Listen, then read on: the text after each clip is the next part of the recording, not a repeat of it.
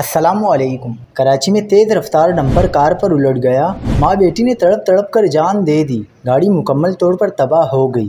दिल दहला देने वाले मनाजिर ने सबको रुला दिया। क्या आप हालात हाज़रा से आगाही हासिल करना चाहते हैं? खबर के पीछे छुपे असल हक़ाइक़ जानना चाहते हैं? तो अभी सब्सक्राइब कीजिए ज़िलमिल पाकिस्तान को और साथ ही घंटी के निशान पर क्लिक कर दें।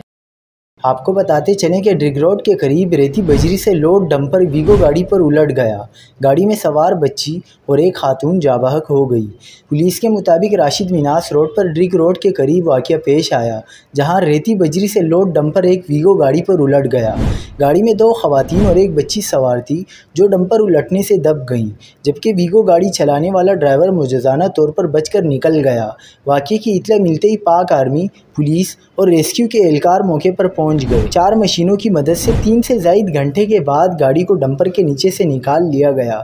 जाबाक खातून की शनाख्त 48 साला शाहीना, बच्ची की शनाख्त 10 साला आयशा के नाम से हुई।